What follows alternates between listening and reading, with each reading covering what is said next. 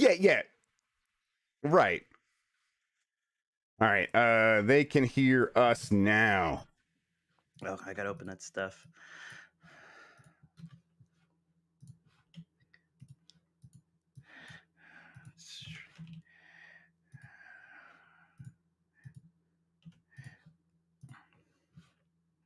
Oh, nice picture though.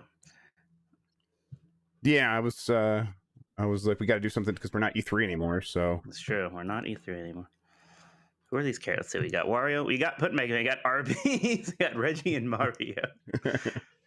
You sure you didn't want to put? Man, look at this. You have no Sony and Microsoft representation. I was gonna put Jim Ryan in there, but What is Reggie's this next to the more ARBY'S? photogenic. Oh, is that a 10 whistle? Oh, okay. The other side of the ARBY'S then. The other side of the ARBY'S. Hang on, I forget. It's like something circular. It's the Elden Ring. Of course, it's the Elden Ring. Yeah. Hi, everyone.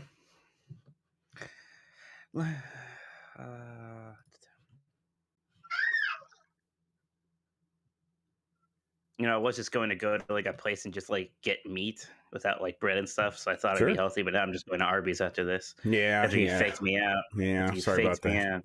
No. If you want to yell at people about it right now, I mean, you can do it. Oh, you want me to do it before the podcast? You want it on the record? Yeah, right. Yeah, everyone, I'm mad at Jeff. You're gonna hear why. It's gonna be great. I want to ask you all right here. What time have we usually started this show? Right, besides the E3 ones, the last few months. When have we started the Friday show? What time do you guys think?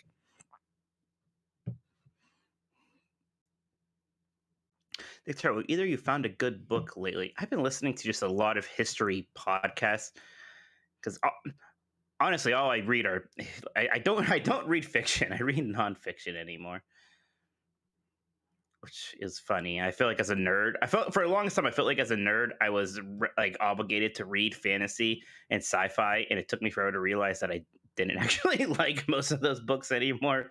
So I'm actually just happier reading biographies about dead presidents and stuff. So that's what I do now. Yes, thank you, Benji. It has been 1:30 Eastern time, hasn't it? It has been starting at 1:30 Eastern time. Shut up, Benji. You need to stuff it. No, we have not usually started around this time. So obviously we've been starting at 1:30 Eastern every time. Darth, I don't watch any TV either. I play video games. I listen to podcasts. I like that Loki show. It's very good. I haven't started yet. I still have to finish Falcon Winter Soldier, and I will. I think a new Pixar movie came out today, right? Which is weird because that used to be such a big. I think it's today or is it next week? So I went looking for it because we get the McDonald's toys, and I'm like, oh, it must be on Disney Plus because it's Pixar, and they don't make you pay extra money for that. So I'm looking forward to that. Yeah, what's it called? Luca, I think. Yeah. I can't spell it, but it's weird. That used to be such an event when the Pixar movies comes out. It's like one of the weird streaming reality now. It's just like, oh, the Pixar movie's out. Yep. I am mad that one's not getting any kind of a theater release. Like, I would like to go see it. Well, just go see Fast 9. Oh, I'm going to, but that's not out yet. When is that out? I thought people have been seeing it. Maybe I'm mixing it up. Maybe you are completely out of touch with reality. No, the people. I think they must just be reviews. People are seeing the review screenings. Fast and Furious 9 is not out. Oh, okay. You put the muscle shirt back on. You're just really pushing all my buttons. This is my Golden Girls one. Yeah. You're pushing all my buttons today. I'm already Fast 9's next week. Okay, that's good. I'm seeing that for sure. That's pretty great actually, Jeff. I forgive you. That's fantastic. Thank you. See, I do. I love old sitcoms. Yes, me too. Get me going. That era of sitcoms is actually really good. Yeah. Oh yeah. Okay, I think we are at good levels audio-wise. Hopefully that looks good. Do you have a rundown for me? Or we go in Sans rundown. No, I got a rundown for you. Hang on, where is it? Send it to me. Let me send it to you. I mean, it's the same link every week. Eventually you'll learn. But wow! Oh, it's my fault. Yeah, we're fighting today, guys. We're fighting today. This is the tone today. How do I send it? Oh, because we're in that. Let me send it to you right here. Let me turn this off first. Luca, when's it out? June 16th. Oh, in the Netherlands. Obviously, I would like to know when it comes out in America. Yeah, it comes out today. Maybe tonight I'll get myself some scotch and watch the new Pixar cartoon. That'll be my Friday night. I can't tell if that sounds amazing or pathetic.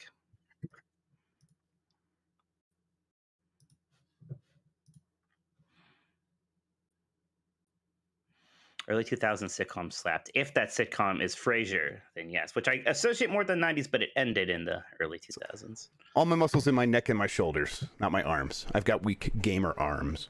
Someone in chat's asking me to flex. Like, so I'm not just being creepy for creepiness' sake. Nobody I mean, wants to see that. I am. No one wants to see that. All right, everybody, we're gonna get started here real soon. Mike's got the rundown now. Any news that we should talk about? I mean, I figure we'd do one more touch on E3 right before the news, Mike, and then go into the news. I do have the rundown. Where'd you send it? Discord. What, you like direct message it to me? I did. Look, there it is. Yeah. I did in fact do that exact thing. Look at that. Let's see, what games have I been playing? I got one for it. What have I been playing? Game Builder Garage. Garage. I gotta go into the bonnet of my hot hatchback in the garage. Okay, why don't I have the bullets? That's driving me crazy. I'm fixing. Yeah, you're messing up. This is it's disgusting to look at. Game Builder Garage. What else have I played? I was playing Metal Gear Solid 5. I'm not going to talk about that. Really? Yeah, I started it again. You're just that excited for the next Silent Hill game. Yes, exactly. I just had to get my Kojima fix. Yeah, don't worry, guys. We'll talk about Blue Box. People chat are asking. Yeah, maybe just let me put it in here. Blue Box. Okay. All right. Why is this a muscle shirt and not a tank top? I just thought it was a tank top. I have always called them muscle shirts. I think they are called tank tops. They were called that when I have a specific memory of being a kid and trying to go into a restaurant, and we were like, the kids were wearing muscle shirts and we were turned away because of it. They were called muscle shirts then. I think that was a 90s term for it. I don't even know if they're called that. Yeah, probably. The Blue Box Dilemma. That sounds like a Hitman assassination mission. It does sound like a Hitman assassination mission. We got this. Yeah, that too. Okay, so I'm gonna start recording. So I have that because I edit it anyhow now. Wife beaters. Yeah, God. People still call it that too. Yeah, that's actually pretty cool. It's one of those things where I used to say a lot. It's like you stop to think about it for a second. Like, wait a moment. Yeah. Like even like super woke people, like it's like you're not even like registering what you're saying. Like they just say wife beaters. Is that just completely a Streetcar Named Desire thing? Is that what that's from? I don't even know. I don't know. Because that guy wore it all the time, right? And I assumed he beat his wife in that movie. Probably. It's an old movie, so probably. All right. To be clear, I think it was like in a poor plot point. I don't think it was just like a taken for granted thing. I've never seen that movie, so I don't know. Yeah, well, you're uncultured swine, so sure. Yeah. You've probably seen the Simpsons episode where they do a musical of it. Yeah, definitely. Yeah. You can always depend on the kindness of strangers. All right, I got this. I got that. I think we can get started. We should just do this. You ready? Oh, hang on. Let me the music. That's the one thing. That's what I was forgetting. Yeah, George, I made a Mega Man controller. It's on my Twitter somewhere. I bought it too, so it'll come in at some point. I'll show everybody. Although it got canceled, like it got refunded by Microsoft. Some people are saying, "Oh, they're doing that to all of them," and then like they'll charge you when they actually send it. So I hope. Okay. I'll break this bottle on your face. Okay. Mike, you ready? I'm ready. Chat is ready. I'm ready. I just got to hit this music button in. Okay, here we go. 5, 4, 3.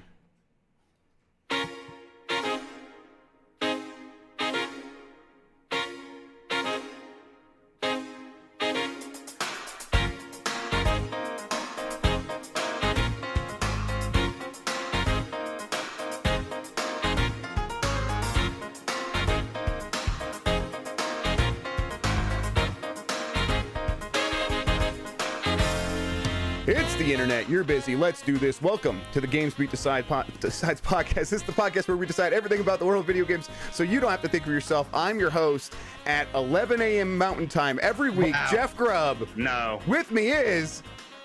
I'm Mike Minotti, and I'm hungry and angry. So I made an oopsie whoopsie fucky wucky, and and I forgot that we start this at the half hour. You know what it was is when you were off one week, AJ Minotti was like, "Yeah, I'll come on the show. Sure, you do it at 11 or like 1 p.m. Eastern, right?" I'm like, "I do," and for some reason that's been in my head ever since. I do that. Yeah. Yeah. So my bad. Today's episode we have I was news. halfway to the restaurant. I had to turn around and rush home dangerously, weaving through traffic. I just so I could be here on time, just so I wouldn't disappoint the fans. I didn't see it until like, you sent me messages. Just an idiot. You're like, should I turn around? And like, I didn't respond to you until you were already home. Of course you didn't respond. You never respond. You're impossible to get a hold of. We're gonna touch a little bit more on E3, and then we're gonna talk about touch E3. We're gonna touch E3. We're gonna touch Kojima, and then we got some news and other stuff. First, thank you everybody for joining us. You get more from Mike and me at Gamesbeat.com. If you have something to share with us, email the podcast at gamespluspodcast@venturebeat.com. Thank you to Carlos Ain, who is Insane in the Rain Music on YouTube, for the use of our theme song. Both of them I found out. I forgot that he did the lo-fi Animal Crossing remix song that ends the show as well, and I looked into that. He does that as well, so I think that's what it's called. For people who've been asking. If you are listening to this on the website player widget, or you're watching on YouTube, first give that thumbs up, hit the like button, and then you can subscribe to the audio version of this show on Apple Podcast, Google Podcast, Spotify, and more. If you like the show, rate us on Apple Podcast. It helps people find the show and all that, and tell a friend. Finally, join the Discord. The link is in the description, but it's discord.gg/gamemess. And then you could support me and the show and get to the secret channels inside of the Discord by going to patreon.com/JeffGrubb. All right, Mike, let's do the E3 thing first, because I think this blue box thing is going to be a whole thing. Oh, God. So we are now well past what was E3. There's still some Game Mess stuff happening later this year, like in July, and who knows when Sony will do a PlayStation State of Play. But I guess I wanted to get like your global reaction to E3 as a whole and how you're feeling about it now that we're past it and have taken like a day off and everything.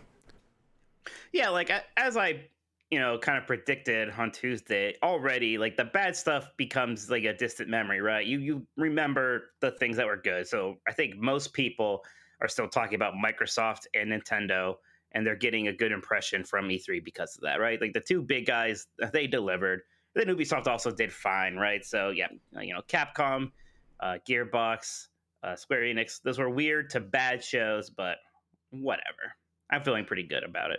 I got Metroid. I'm happy. Yeah, I think I think it was as disappointing as E3s usually are. So for me, I was like, this is fine. This is kind of I know that there was some head fakes with Take-Two, and if you weren't paying attention to the schedule, like when E3 was putting stuff out, like you didn't know exactly what Capcom was going to have, and you didn't know exactly what Bandai Namco was just one game thing, yeah. Right. And so yeah, it's easy to be like, hey, I'm taking like the work week off, and I'm going to sit down and watch a bunch of E3 stuff. And then you sit down and you just basically get two good shows and then kind of a pretty poor Square Enix presentation with some okay games. And I could see being disappointed in that stuff. But for me, it was what I expected. I am surprised how many people are just like, I'm going to watch the whole thing. And then like they spend like 9% of their time typing Z's in chat. It's like, well, you could just watch like Nintendo, Microsoft, or, even Capcom and stuff. Like, you don't have to get mad that they put our faces up for a bit to talk for 10 minutes. Like, honestly, we're not announcing some games. But I'm like, well, we don't make games. I just started Game Builder Garage. I don't know how to do it yet. I'm sorry. Yeah, but I think if you kind of like ignore there was like 80,000 people like watching that in television thing, which is like, I just turn the channel. Like, you have the power. You're at your computer. You don't have to watch that. You don't have to watch it. Like, I get it. Like, it's boring for sure. I agree, but like, turn the channel. But whatever. But from like a higher level perspective of like what we expected, this is it. We got what I expected for the most part. I think EA was originally planning to do their thing around this time, and then they moved it to July, and this is much earlier in the year when they were thinking they'd be in June. And that might have helped a little bit, because I think there's going to be some pretty good games in that EA show, some pretty big announcements. But still, that'll come later this year, and in July 22nd, I think they said. And so, we'll find out more then. But in terms of, Nintendo and Microsoft, they both gave me what I wanted. So I don't know. Right now, I am like really itching to play that Metroid game. So what's the date on that one again? You remember? October something. It's not it's not super far away. It's not super far away. We're being called boomers, by the way, because we said turn the channel. Yeah, I know. I couldn't think of a better way of saying it, and that's because I'm a boomer. Yeah, I don't know. Type in a different URL? What should I say there? I don't know. Yeah, I think type in a different URL.com. .com. Yeah. Any other thoughts about E3? Like any other games that you have like now recently like gone back and looked at that you want to touch on, or should we get into some news? No, when you say E3, we talk about games looking forward to. It is mostly me thinking about Metroid. It really is. And then like when I like try to force myself to think of something else, I think about Forza Horizon. So I feel like those are the two pretty big ones. Yep, I agree. Okay, so we have some news. We're gonna get into it. Maybe we should do the Blue Box thing first. Yeah, people are begging us to talk about Blue Box. Okay. So I wasn't gonna pay any attention to this because I was tired, and I didn't. Last thing I need right now is a conspiracy theory in my brain. But it really popped off last night, and I think that's just because people had like recovered a little bit from E3, and people were like, "All right, let's sit down and see what's going on here." And as people dived into what Blue Box is, and for people who don't remember, Blue Box is like a small indie studio that's making a PlayStation 5 exclusive game called Abandoned, and they showed a trailer a few months ago that was kind of weak, but it was just weird enough that people were like, "What's going on here?" And then when people started looking, they're like, "Well, it's definitely Kojima. Like Kojima is just faking this out again. That's what this is." And back then, that's when I was like, I don't think so, because he's got a deal going on with Microsoft that he's in the talks to complete, and that's still the case. But that deal actually would not preclude him from working with other companies, so I can't say definitively that this is not him based on that information. But Mike, we were looking at a pretty decent rundown of the facts from PlayStationLifestyle.net.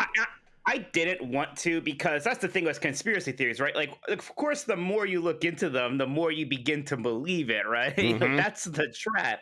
But there are things there that are like, they had that tweet, right, where it's like, what's the real name of our game? The first letter is S and the last one is L. It's like, and then they're like acting surprised, like, oh, we didn't mean Silent Hill.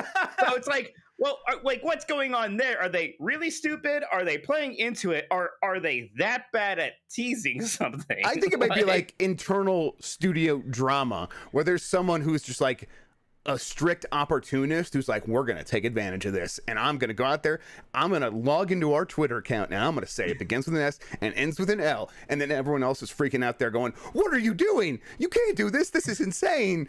We have to apologize. Imagine if it's not a Silent Hill game now, because these people are kind of screwed.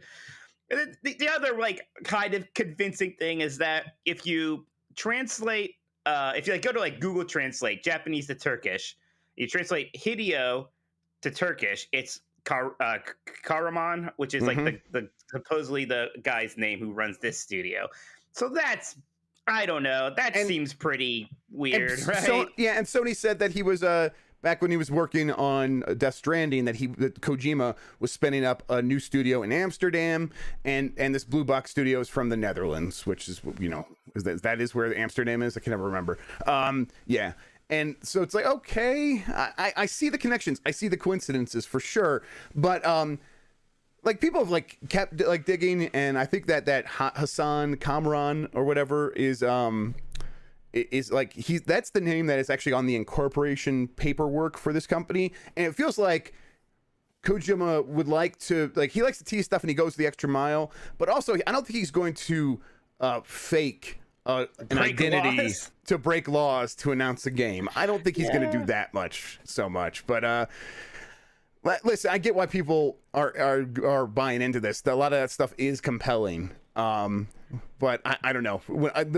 Honestly, the thing that makes me doubt it the most is that tweet. Like, it begins with S and ends with L. That just is so clumsy. It is so awkward. It's just like, okay, well, because if you're really trying to be a tease here, like, that's not very good. So I'm going to say I'm going to say that it's not real, And if you want to try to convince us in chat, I'll be monitoring chat, or if like you're really insistent, you can send into super chat. We'll read it. But I'll be monitoring chat. If you want to try to convince me, because you are fully 100% into this, I'll read chat and we'll see what you say. But for now, I'm going to say I do not believe that this is actually Hideo Kojima. And let's be clear, like, none of us know, so don't go posting on things like, oh, they said it's not Kojima or it's Kojima. I don't know. I guess I'm slightly more convinced now than I was earlier. Like, the translation thing's weird. I still don't understand, like, why would it be a secret? But he's done this before a little bit with Metal Gear Solid 5, The Phantom Pain, although that game, like, I don't think anybody was fooled for a second, really, with that one. Right? The whole thing was, like, when they first started coming out, what was the name of that fake studio? It was whatever it was. All the people wearing the fake studios shirt at the first event also had badges on that said "Hello, I work at Konami" or whatever. So they're not as sly. And you got to remember, like, if there's people working on this game, I guess, I mean, maybe it's a very small studio and Kojima's just like working with them as producer, I guess, is the one way you could believe this. But if there's just 50 people working on this game, you're not going to be able to convince like the IT guy to be like, oh, you also have to lie about where you work, and you can't ever like mention that you work with Kojima or anything like that. He's gonna be like, what? You pay me like, you don't pay me enough to deal with all this stuff. I don't care about your ruse to fool your fans or whatever. Like, I got a family. I'm just gonna go home to them, and when people ask me, I'm gonna tell them the truth on my tax paperwork or whatever. So yeah, I don't know. It's almost too clever to be real if this is the reality, but whatever, we'll see. You're right, we do not know. We have neither of us have been paying close attention to this until this point, till this morning. There's so many conspiracy theories and that's the same way I feel it's too clever to be real. Like, I just wrote about all the Breath of the Wild 2 speculation. Like, some people are convinced you're going to be playing as Ganondorf, or you know, or the Zelda. Like, people have be like, oh, maybe you're going to play as Zelda forever just because that first teaser trailer like has Zelda in it. And like, it's like, man, good on you, but I think everyone's being very ambitious with this stuff. Okay, so like I said, if you have your own theories, put them in chat. We'll try to keep an eye on them. And people reminded me the name of that fake studio is Moby Dick Studios. That's right. Okay, I have some news. Let's start here with the Alan Wake remaster. This is something that popped up this morning because some people noticed in the back end on Epic Games Store you could find Final Fantasy VII Remake and Alan Wake Remastered. And I can confirm Alan Wake Remastered is real, and that's coming. And I do believe that will be coming. That one I think is very likely, I don't know for sure, but very likely exclusive to the Epic Games Store because Remedy has a pretty good and deep relationship with Epic right now. Final Fantasy VII Remake, I think there's a good chance that comes to Epic and Steam, but I think that that game seems like it's due out. I'm not going to say imminently for PC, but it's clearly coming to PC. The obvious question, like the follow-up question there is, what about Xbox? I don't know. Seems unlikely because just based on Square Enix's sort of dominance of the Final Fantasy sort of IP at the moment when it comes to PlayStation's dominance of that. But we'll see. Except for Final Fantasy Origin, Xbox has that. Yeah.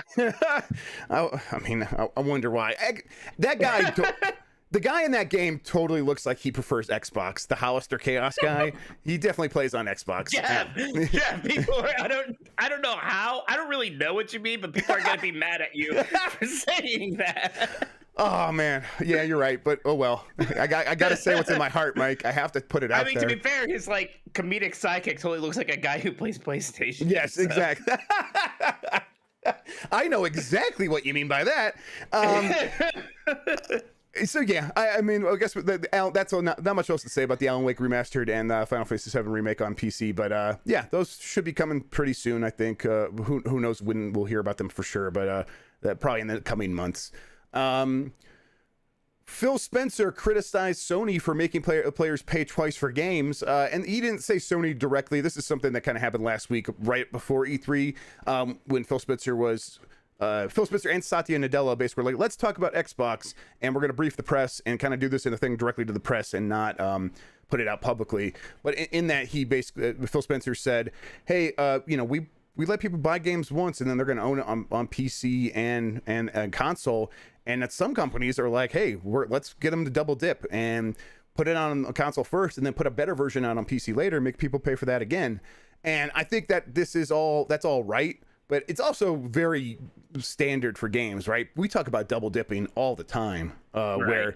where it like some companies put out a version of a game first and then they put out a Switch version later, and I'm like, well, I wish I would have played this on Switch first. I'm going to get it again. And I don't really even think twice about it, even though it probably is a deliberate choice by publishers to make the most money possible from these games. It's also a little disingenuous in that like Microsoft can make money from people using their PCs in a way that Sony never can. So like, of course, Microsoft's not going to mind as much about people just getting that game. Again, it's great. Like, I love it. Yeah, I love just buying on one platform and getting on them both. And, if they want to throw some shade, they can throw some shade. But, it's not completely out of the kindness of their heart. There is a strategy to it involving Game Pass and Windows and all these other things. Like, they have infrastructure on PC that Sony and everyone else does not have. Yep. Yeah, you're absolutely right. And this is like, it's also part of like a longer term strategy for them that they are willing to sacrifice some of that money to build up an ecosystem. And Sony doesn't have that same ecosystem. And so like, are they just going to like at a certain point, I'm almost like, at least we're getting PC versions. And if that means I have to either buy it twice or just wait longer to get the PC version alone, I'm sort of okay with that. But in like overall, like Phil's not wrong. Like he's not wrong about this. All right, go. KWAS420 in chat had a conspiracy theory about blue box that I just have to read. Do it. It says orange and blue are opposite on the color wheel, and in the Death Stranding director's cut trailer, they flipped the box of oranges upside down. Upside down orange box equals blue box. I love that people convinced. I love that people are doing that Death Stranding because people are like, Snake is wearing blue, or not Snake, whatever his name is, Norman Reedus is wearing blue, and then he gets into a box, and then he smirks at the camera, and I'm like, oh my god, we're going to this length. This is awesome. Again, maybe a bit too clever for the reality here, but I love that people are making these connections. This is fun stuff. I'm actually way into all the ideas. If anyone has anything more like that, bring it to chat, please. Like, it's not, like, again, like the Moby Dick Studios thing with Metal Gear Solid 5 wasn't that clever. That game just has a ton of Moby Dick references in it because, like, I don't Kojima read it recently or something. Yeah, and like whales getting stranded on the beach is called a Death Stranding, and it's like that's the name of this. Like Moby Dick's a whale book. I am very cultured, Mike. I know it's a whale book. Oh, I remember. So like a lot of my friends, they did a book club on Moby Dick. And like, I was not invited. And I kind of said, like, well, I was invited. It's like, we figured you were interested. I said, yes, but you could have invited me. In the meantime, like, I was fucking playing Dragon Quest V, Hand of the Heavenly Bride. And I was like, man, I feel bad about myself, but that's okay. All right, next story. Todd Howard says that focusing on fewer platforms will mean better games, and I think that that's probably right. I am, I get that people want these games to come to PlayStation 5, but well, they're not. But I think hopefully that means that when we do get Starfield, we notice the difference and notice that they were able to make a game that feels like it got like special love and like extra attention for the Xbox and PC versions, instead of just like, oh, this is still the same old Bethesda jank and everything. I hope it feels. I hope we notice that on the screen, but he claims that it will. I hope so. I mean, we already know there's a new engine, which was desperately needed. But yeah, I think some of that jank that people like used to think was endearing will maybe be a bit less forgivable now that this is like a first party Microsoft thing, right? Mm-hmm. Yeah, I think so. And then let's see more stuff on Bethesda. But Bethesda said, oh no, wait, here I got one from Pete Hines. He basically apologized, but I think it was more of like a sympathize with PlayStation 5 owners about Bethesda exclusivity on Xbox. People were asking about it, and Pete Hines is like, yeah, I'm sorry that you feel left out, and I understand. I'm a PlayStation 5 player as well. Like I play on there as well, and I get it. But this is the reality of the situation, and I think it's it was a nice sentiment, but it's probably not. Doesn't go beyond that, where it's like sure. Yeah, where we're like, oh, we're so sorry that we're screwing you over or anything like that. It's like that's not exactly what he was saying. And then Bethesda says that Starfield is like a Han Solo simulator or NASA meets Indiana Jones. And Mike, does that do anything for you? I'm sorry, I was reading another chat blue box theory. I'm the one who's trying to multitask and got caught for it. No one can multitask. Yeah, no one can multitask. I'm not gonna get mad at you. You get mad at me, but Mike, I'm a better person. You because you're so many things that you do to upset me, Jeff. Eventually, I boils over. What was that's that? totally Excuse me. the needle that breaks the camel's back or whatever. Bethesda says Starfield is like a Han Solo simulator or NASA meets Indiana Jones. And does that sound like anything Mikey Minotti will like? First off, yes. Second off, the needle that broke the camel's Listen, back. I know I conflated it. All right, you didn't have to point it out. I was thinking to let you get away with it. Yes, a needle in a haystack, and then a straw of hay on. Yes, you could have just let it go. You could have just let it go. Make like a tree and get out of here. Oh right, God, Biff. I'm Biff. Oh no, You I'm are Biff. Biff. Oh, I biffed it. That's like my brother, not AJ, Chris. We were playing a game, and he was like, we're playing Smash Brothers, and he like knew what I was gonna do, so he like countered it. He's like, he said, get red like a fiddle. And I just think about that. Yeah, it's good. All the time. Yeah, no, sure. Yeah, NASA meets Indiana Jones sounds fantastic. That sounds right up my alley. If that's what they actually deliver on, great. I'm very excited. Yep, same here. We don't know much about that game, so any of these tidbits is like hopefully informative of what we can expect. Right. And then Microsoft says they're going to have. All right, sorry, my kid's yelling at me again. Hang on. Nice. Ooh, Jeff's being mean, daddy. Yep. Mean, daddy, Jeff. Yep. Told her I'll take away her toy. Oh, she looks mad. Xbox Series X games will soon be playable on Xbox One via cloud streaming. How excited are you, Mike? Oh, just so you know how I love cloud streaming and all that it entails and all of its possibilities that are always fully seen and realized, and everyone's always very happy and content, and all the investments pay off, and Google will never abandon it. So about this one, like a little bit more information. This is another thing they talked about a little bit in that pre-E3 brief with the media. But they are going to basically change up their cloud infrastructure, where they're going to replace all of the Xbox One S blades with Xbox Series X blades. Basically, it's just going to be like, instead of running the games at 720p or whatever in the cloud, you're going to be able to run them at 4K, and they're going to look a lot better and run a lot better. And then once they do that, that's when they're going to move the stuff to Xbox One and actually enable that on the console, and that'll happen later this year. So is this why they're so comfortable going away from this? We have to release Xbox One versions of, say, like, for it, because they think they're just going to stream this stuff now.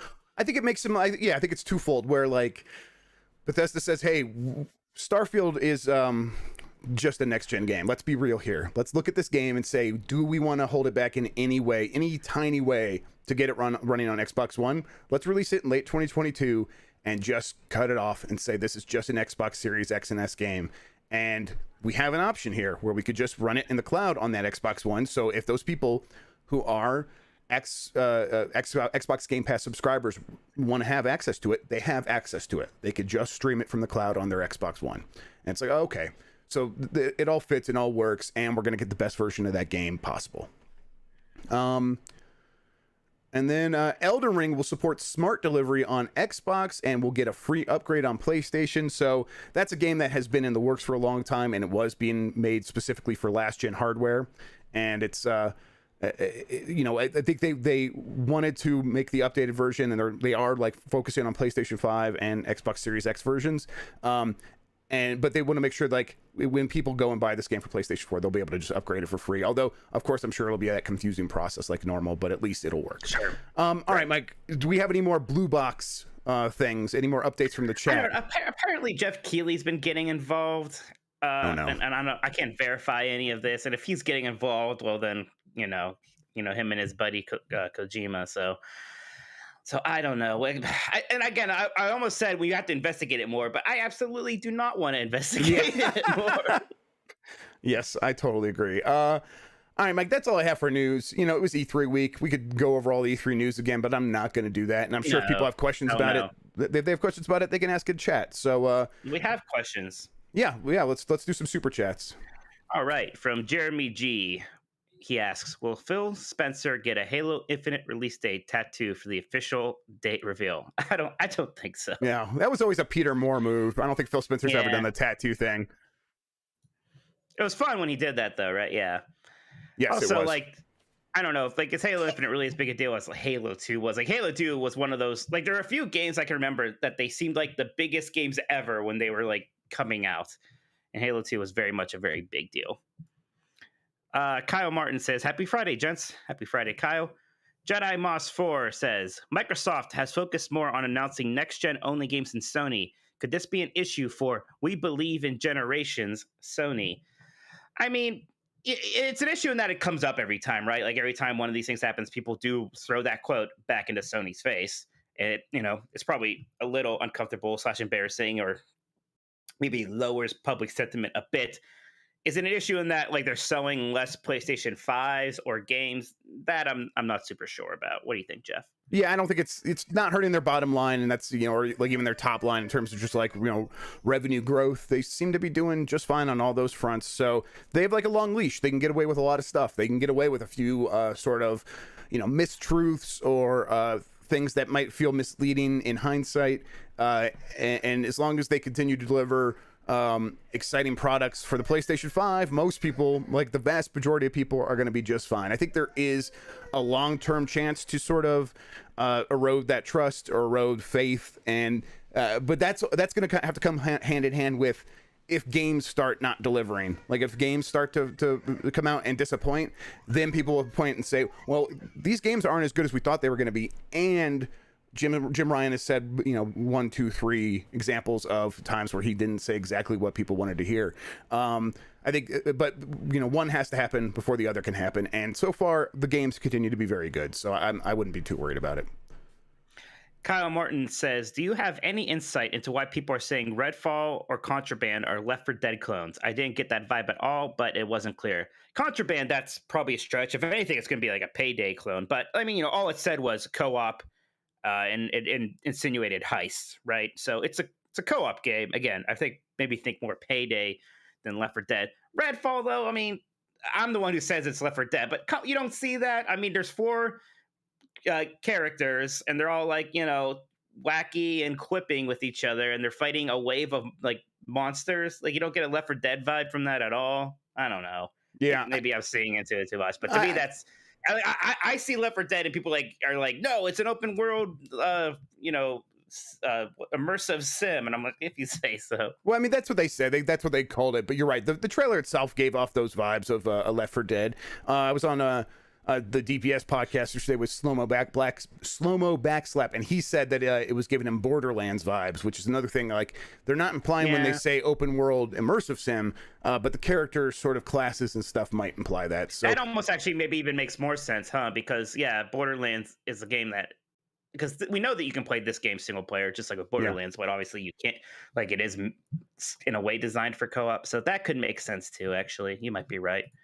But I don't know. I think it's because like zombies, vampires, my lazy brain makes these connections. Basement Radio Arcade Podcast says, any updates on PlayStation event? July 8th is rumored.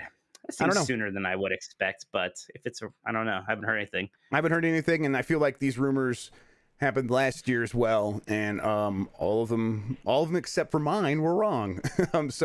I don't know. So I haven't heard anything this year. So I'll keep my ears open. But Sony's very tight-lipped right now. It's a tight ship with not very many leaks at the moment.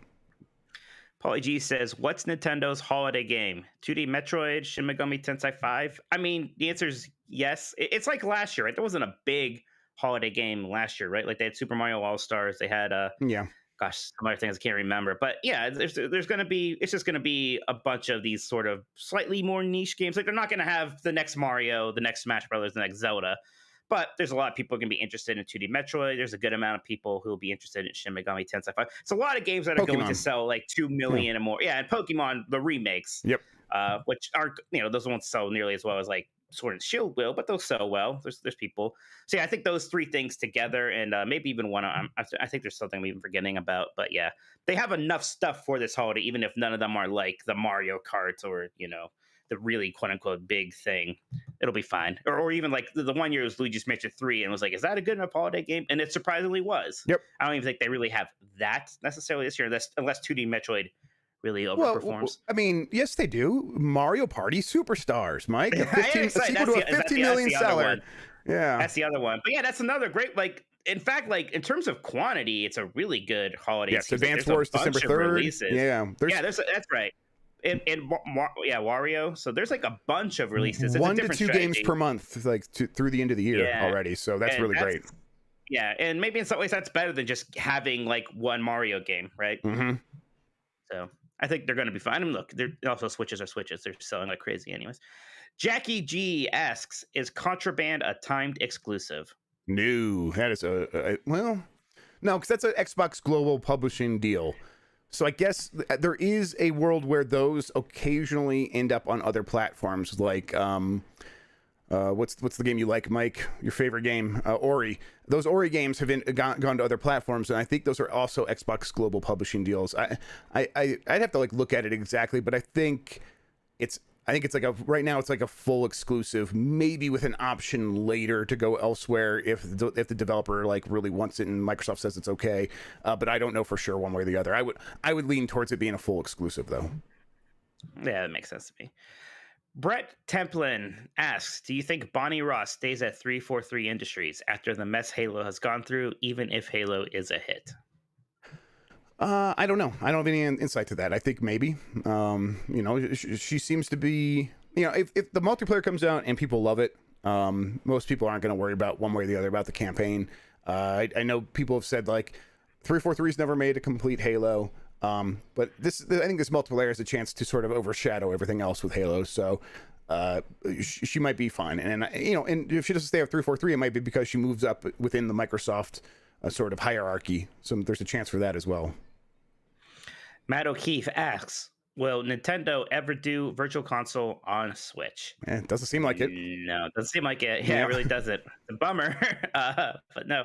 Yeah, I remember it's weird that the first Virtual Console had Nintendo 64 games right on the Wii, and we're like, man, well, the next one's going to have GameCube games. Oh, no, it didn't. Maybe the next system will let us download GameCube games. No, just never going to happen, apparently. All right, Kissimmee South 9000 asks, "Any news on old MVC ports coming to consoles?" Now, when I see MVC, I read that as Marvel vs. Capcom. I don't know if that's what Kissimmee South means, though. Yeah, I'm not sure what else it would be. But if it's Marvel vs. Capcom, I wish they would release Marvel vs. Capcom 2 to all the modern consoles. Put that on my Switch. I'd be happy. Yeah, that would be that would be great. But yeah, if you mean something else, just clarify and we'll get it in chat. We'll just clarify in chat and we'll help you out with that. Yeah. Yes. In general, everyone, your acronyms are not helpful. Yes, true. We're very stupid people. Yeah, we're exactly. Very stupid. We need help. We need help. Brian Hopkins asks that, or the Halo. Yeah. Why did I read Alan Wake as Halo just now? The Alan Wake remaster would be on Xbox too. Yeah. I think so. Yes, it should be. I think Remedy and Microsoft have like a close relationship, but obviously Epic's just paying more right now. And so that means like, oh yeah, Remedy's going to do an Alan Wake 2 with Epic. But that doesn't mean that game wouldn't also come to console, and Microsoft's going to be right there and say, hey, yeah, we see that you're doing this publishing deal with Epic. That's fine. Go ahead and do that. But we're here if you want to also partner for releasing that game on Xbox in some other way. And we can continue to have conversations about other ways we could support you. But Alan Wake Remastered should also come to Xbox, I believe, yes. Zombie Porin asks, when will Grubb go full review Tech USA and stream shirtless? Never. I have terrible body image issues, so no. Nice. Yeah. I'm glad I body shame you every time you wear that. Well, I'm glad I'm helping. The pastiness. You could talk about the pastiness all you want. You could taste the paste. Is what I'm trying to say. Do you shave your arms? Do your arms just come like that? No, my arms just come like this. This is what I'm like. I'm so jealous. People say I'm so hairy, but it's just the face and my armpits. Yeah, no, my hair's everywhere. Yeah. This is me. I'm like a dolphin. I'm smooth like a dolphin. I'm jealous. Jack McChaos. Oh god. Oh god, this name. I know what you're doing to me. Jack McChaos asks, hello, Mr. Grubb and Mr. Naughty. Hello. Between Kojima's incoherent rambling and Nomura's nonsensical chaos obsession, who is the bigger fraud after E3? I don't want to call them frauds. Yeah. I mean, is it Nomura's bullshit exactly what like Kingdom Hearts fans want? Like that's the thing. Okay, I don't know. Here's the thing with both of them is that both of them often are at risk of becoming parodies of themselves, Yes, right? definitely. Okay. Like we know, like, oh yeah, Kojima's kind of like cryptic and weird, and Nomura's like, sometimes a bit too like edgy, and like the designs are a little like, super anime, and like this E3, they're both in very top form to a way that was maybe at their detriment. Not that much for Kojima, like whatever. He made a Death Stranding trailer that looked like Metal Gear Solid for no reason. That's pretty typical of him. Nomura, though, has definitely gone off the deep end with his story contributions.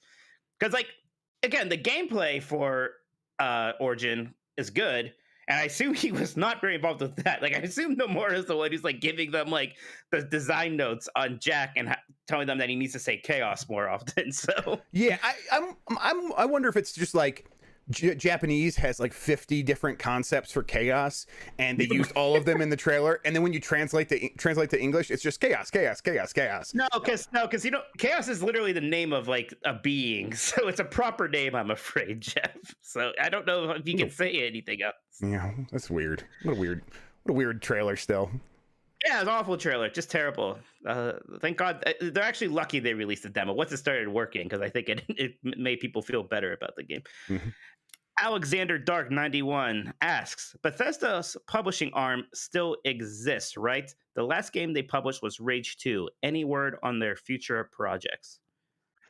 I think it might, but like, I don't know. I wonder like what that means for them. Like, are they going to bring in external studios and publish them as Bethesda under Microsoft? I don't know if they'll do that, but I think the infrastructure to handle like overseeing these games and producing these games and that side of the publishing arm will remain intact, because there's a lot of studios at Microsoft now, and Matt Booty, who oversees Microsoft, Xbox Game Studios, only has so much time, and that's why they're keeping Bethesda intact, so that Matt Booty doesn't have to oversee all of Bethesda as well.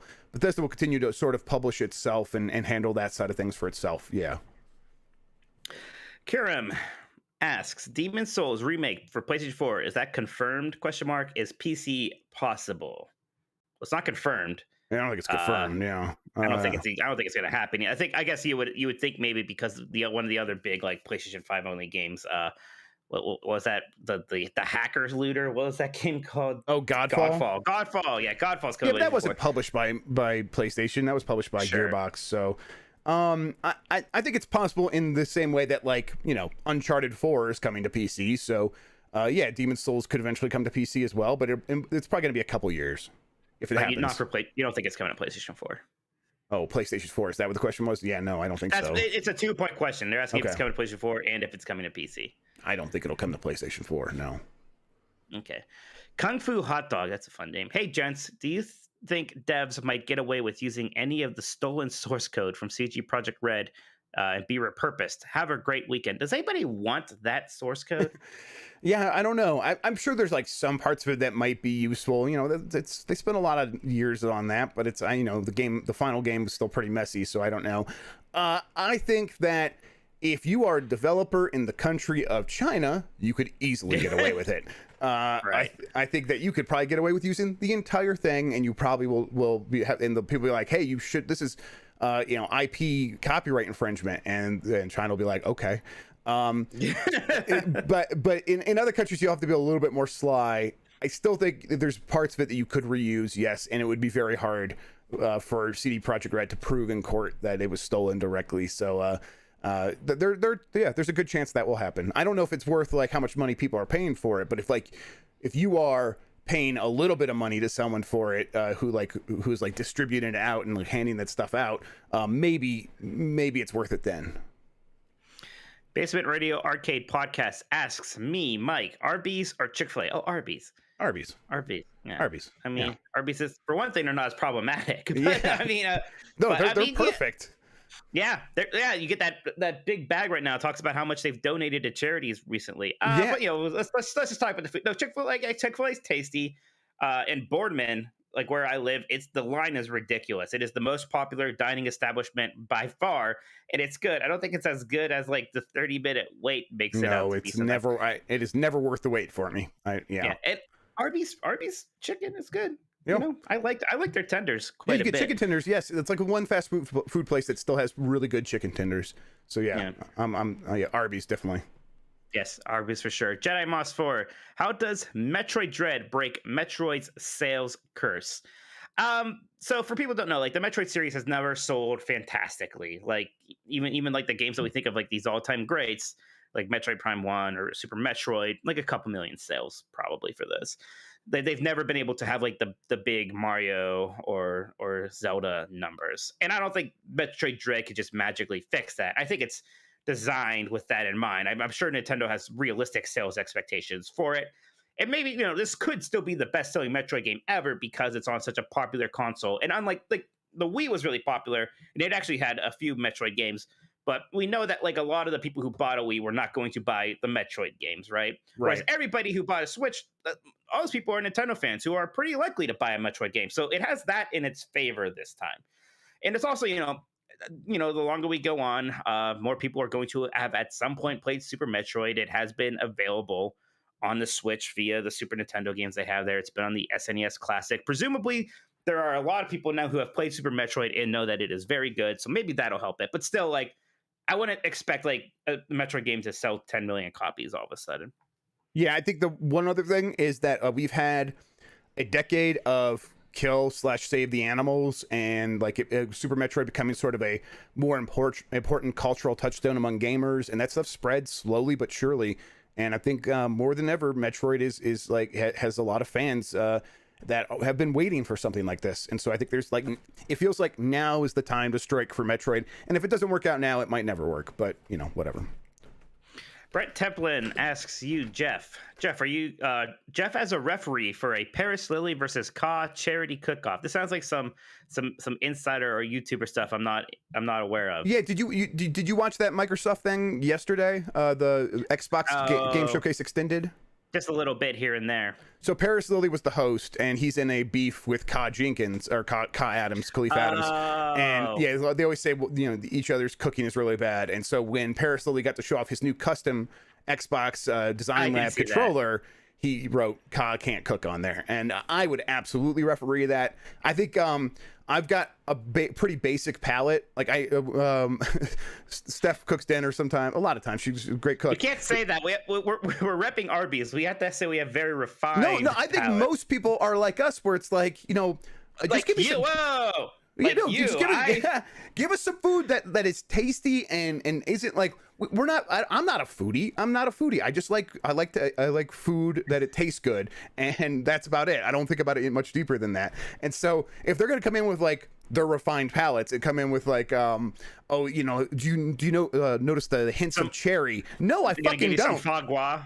Yeah, exactly. Yeah, I don't notice anything except for is it tasty or not. So yeah, I think I would make the perfect referee for their battle. It sounds like you'd be awful at this, and I should do this because I've watched a lot of Iron Chef, so I'm prepared. Brian Hopkins says, "Sorry to keep bringing you guys back to it, but do we have any idea as to a launch date for the Alan Wake remaster? Love you guys. Thanks for the show. Love you too. Here's your heart."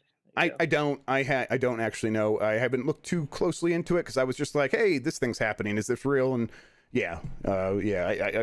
I had heard about the Alan Wake remaster before around the time I was hearing about Alan Wake 2. So it's like, a part of me was like, this is public information, right? That thing I always do, Mike. And so, yeah, I do know that. You do know this.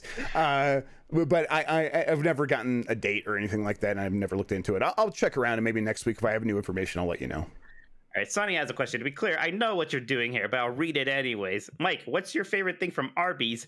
Mine are Candy's nuts. All right. It's a roast beef sandwich, by the way, so we can just move on.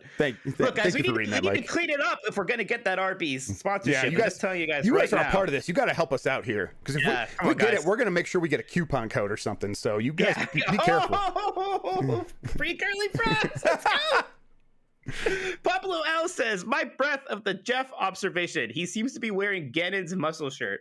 Can you imagine if Ganon had a Golden Girls muscle shirt on?"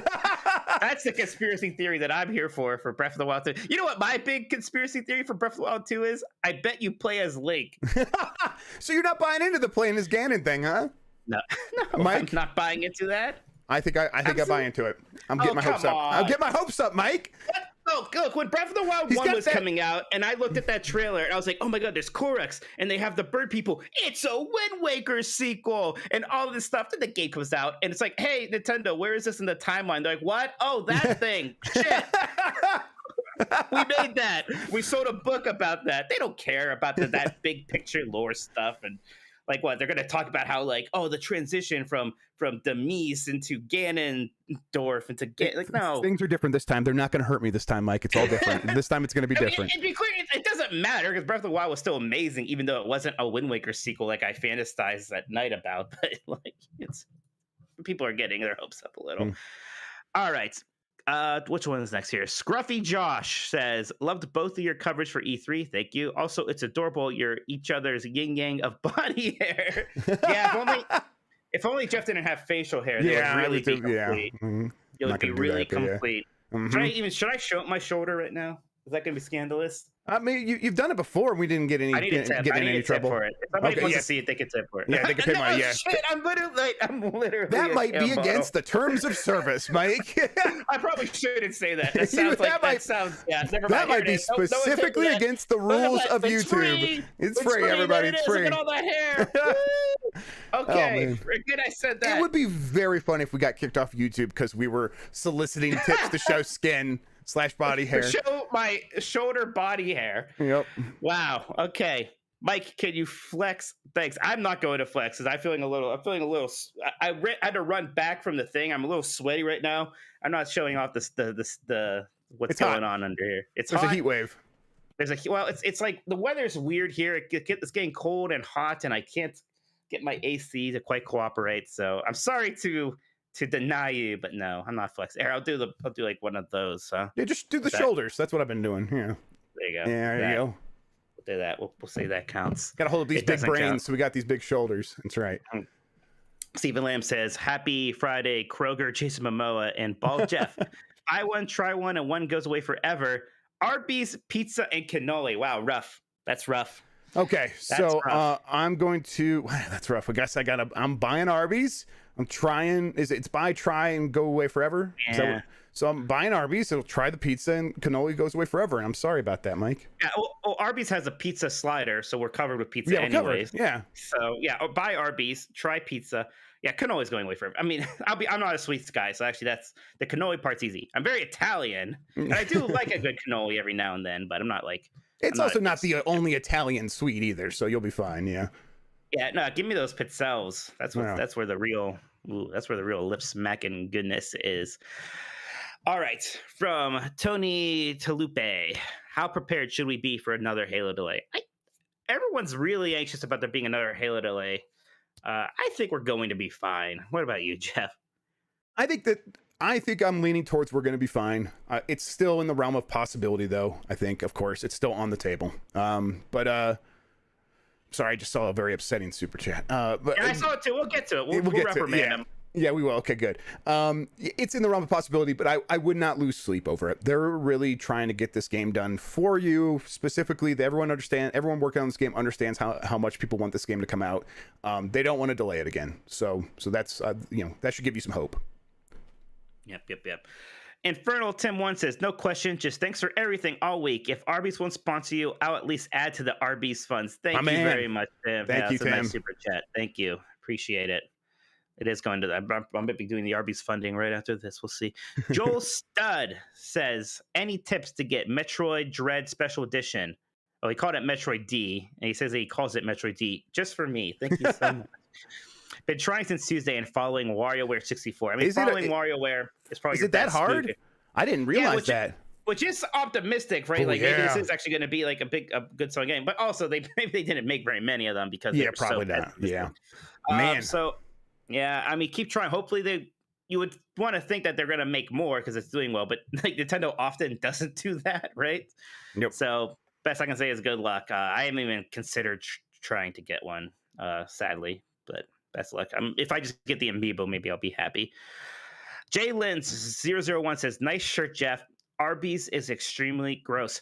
Boo! Everyone boo this person. Boo Jay Lins. We don't like that's bad energy. All right, this is going to become Arby's Decides this time next year, so you better get with it. We are selling name rights, but only to Arby's if they're buying. So yes. Oh, absolutely, absolutely. Brett Templin says Nvidia said that video card prices are coming down and stock should normalize by year's end. Does that mean console supply should be increasing too? Next year, a little bit after that, because you know, the graphics, the chips that go inside of the consoles aren't exactly the same exact thing that are the graphics cards that go in PCs. So I think there'll be a little bit of a delay, a little bit of a delta between one and the other. And it's also not the only chip that goes into the consoles, right? They also have the CPUs, which are also limited. So I think it's going to be a little bit longer, but next year, like early next year, summer next year, we should be kind of in a world where things feel a little bit more normal. Kung Fu Hot Dog is back. It says, hey guys, can we get a room tour video later in the year and what equipment you both use for your setups? Earth is a better place with you two around. Thank you. Jeff can. Mine is very boring. I have this, the blue snowball. I have a Razer Kiyo webcam. Mine's not very fancy. Jeff's is probably more interesting. Yeah, I got some cool stuff here. We can do it. We could talk about the big stupid monitor behind me and stuff. Yeah, absolutely. Sure. I mean, I have this arcade machine that's actually like the II arcade. It's actually broken, and I've been meaning they've like sent me instructions on how to fix it. I've been too intimidated to try it yet, and I feel bad because they keep asking me, "Did you fix it?" And I'm like, "No, I'm going to." Not E3's over. I'm going to actually have to try to fix this thing. All right, we got a few more here. Georgie. Oh wait, first off, Joseph Savignano says, Mike in a muscle shirt when? Never. I've not worn a muscle shirt in a very long time. I don't plan on doing it now. I don't like having my armpits exposed. I feel weird. Yeah, it doesn't feel great. Like absolutely, but it is 100 degrees here, so I've got to do something. Georgie says, do you know if 343 feels good after E3/the overview? I'm sorry, 343. Do they feel good? I think that they're feeling better. Good after E3. Yeah, they're feeling better. They have to be feeling good. I mean, come on. Everyone seemed pretty positive, right? It has to be better than they felt after last E3. Absolutely. I think they're like, whatever that was. Oh, people aren't just going to dunk on us no matter what we do. Like we can come out of one of these like with people feeling good, and that's like okay. So people want this game, and if we do good, we can like continue these good vibes. So yeah, I bet they're feeling pretty good. Erotimus asks, any thoughts on the Batman controversy, and do you think W Games would add it as an unlock? Are we still talking about? He eats it. You know, I'm talking about Arby's, of course, roast beef. What does it mean by W Games adding it as an unlock? What would that mean? It means the hot coffee scene. Oh my god. Can you believe there's like legal trouble for hot coffee? Can you believe there's legal trouble for hot coffee? Yeah, this weird like floating code that you had to like hack the game to get it to run, and it was like the most tame and boring quote unquote sex scene ever. All right, I think those are our thoughts on the Batnik. I don't think it's going to be an unlock in anything. I'll tell you that much. If they'll start sneaking it into comics, they'll sneak references into the comic books, but games are too prudish and too overseen by the ESRB. Got a few more questions here. Pablo L says, actual question, is Sony going to announce the SSD expansion and 1440p support? Should we be worried? Is there an actual heatsink issue? A heatsink issue for the SSDs? I don't know. For the PlayStation 5, I think. Yeah. Right. That's something that people say a lot that I don't know. Is that what they say? I mean, that is. SSDs get hot. Absolutely. The engineering on the PS5 is very, very good, though, and I will be surprised if that little compartment isn't ready to handle a hot little SSD. But you know, maybe it's something they did overlook. I doubt it. I think that those engineers did a great job with that system, so I would just be skeptical that that's going to be the issue. The issue is that they want to test all these SSDs on the market and make a list that is actually like complete and confident and that they could put out there, and they're not going to get big backlash when people are like, okay, you put a list out, but no, I can't find any of these SSDs. This sucks. What are you doing here?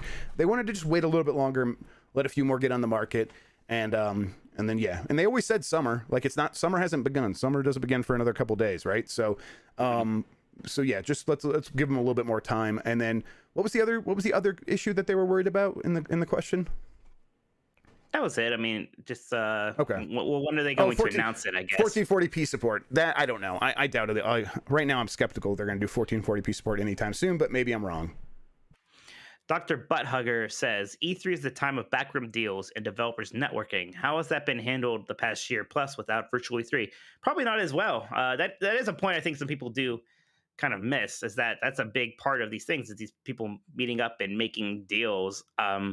I know, at least I don't think I can say which one, but I did learn about one of the things that we saw announced, like was put together 2 E3s ago because these two separate parties met and decided to work on something.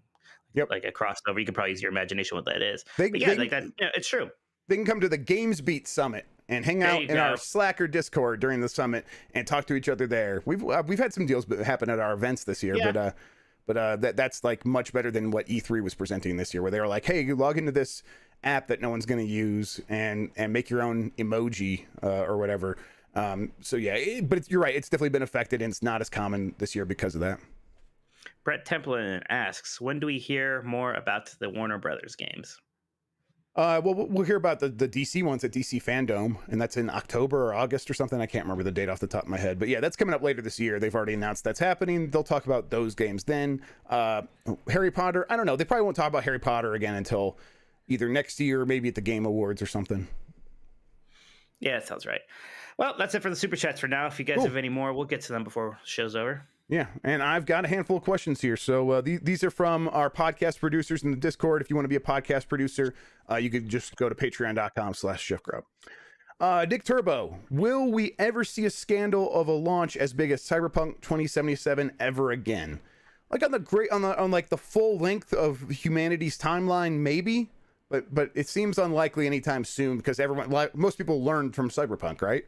Right. You think for at least the next 10 years, people are going to have that pretty fresh in their minds right now. Yep. All right. Everyone knows it's going to be better. It's going to be better to delay if you think you need to delay. Yep. And yes. And in the end, it'll be the right choice to delay every time. Benji Bop. Happy Friday, Jeff, Victory Lap Grubb, and Mike, ARBY'S influencer Padawan Minotti. Nice. Pretty good names. I saw a lot of people reacting to the Hellblade 2 segment yesterday where the developer revealed where they are in production. Do you think they announced that game far too early, or are they more or less on track and everyone is overreacting? Thanks as always. Have a great weekend. So I paid like a little bit of attention to this, but I think the thing that people are worried about is, like they said, it's in early production. I think that Microsoft has a problem with announcing games too early. So I think, yeah, they probably absolutely announced that game too early, but it is still... I put this in that story, and I'll say it again. On Microsoft's internal calendar for when it expects games to come out, this game is for 2023. It's set for 2023. Does that mean it'll come out in 2023? No, that's not what that calendar means. It just means what they expect right now when they are looking to the future and trying to figure out what does our schedule look like. So does this game get bounced to 2024? That's an easy possibility, absolutely. It is important to remember that when they announced this, it was at a time where a lot of people were kind of criticizing them for like having all these studios that they were acquiring, but like, oh, like where are the game announcements? So, this was one where, okay, we know they're making Hellblade 2. We can put together a little CG trailer. We can quote unquote announce that. So that's what happened there. And you were saying all along that one of the reasons why it wasn't going to show up at E3 this year is because what they had was just another like CG trailer, and that's what we saw. And that's why they just put it in this extended showcase thing. So yeah, imagine that exactly how you said it would happen. Yeah, weird. It's like that episode of The Simpsons with when the meteor's gonna fall, and Homer's like, that thing's just gonna burn up in the atmosphere. It'll be the size of a chihuahua's head when it lands, and then that's exactly what happens, and everyone is shocked. It's exactly like that. Benji Bob asks, can we please create a Gamesbeat Decides Design Lab controller, including an engraving? And he says that is all. I'll get Mike right on that, Benji. There we go. I'm the expert designer here. Yes. Yeah, it's funny that I made one for Mega Man and ARBY'S. I did not think to make one for the show. Pinball RJ, will we get any news on a new Tomb Raider this year? I don't know. I for some reason I'm leaning towards no. Yeah. At this point, it would have to be at the Game Awards, or they'd have to do their own thing. So I don't know. It doesn't seem like this year. Yeah, like Crystal Dynamics would be the developer, right? And then they're coming off of Avengers. I don't know.